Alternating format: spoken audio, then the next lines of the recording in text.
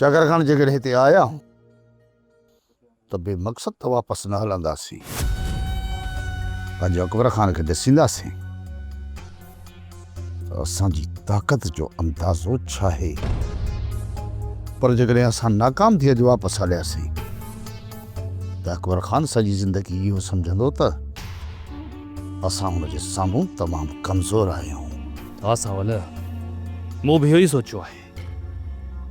जेकॾहिं आया आहियूं त पोइ भरपूर हमिलो कबो।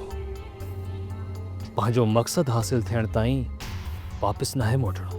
हमीदारी ओताक ते जाबर ऐं कासिम रहियल आहिनि, इहा पकी ॼाण आहे। इन करे पाण ओताक मथां हमिलो करणो पवंदो, मथां हुतां भॼी न निकिरनि। न दिलावर खान, जेकॾहिं असां सभिनी गॾिजी हमिलो कयो ऐं जाबर कासू खे मारे बि विधोसीं त इहा सभिनी जे साम्हूं असांजी नाकामी चइबी। इन करे असांखे कुझु मुख़्तलिफ़ सोचणो पवंदो। जेकॾहिं जाबर ऐं कासू ते न हुजनि त पोइ सावल, तूं पंहिंजे हमराहनि सां हमीद जी ओताक ते हमिलो कंदे ऐं सोट हिकु ॿिनि माण्हुनि खे वठी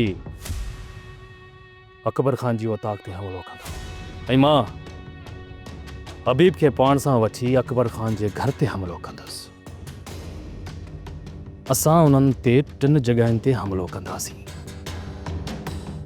त जीअं अकबर खान ऐं उनजा माण्हू एॾा त वाइड़ा थी वञनि जो उन्हनि खे ख़बर ई न पवे त हमिलो किथां किथां थियो आहे। कमु थियण खां पोइ सभु हिते वापसि पंहिंजी जाइ ते गॾिबासीं। हाणे सभु पंहिंजे टारगेट ॾांहुं निकिरी वञो। ईअं ई बहितर आहे। हैदर, वारिस, अचो मूंसां।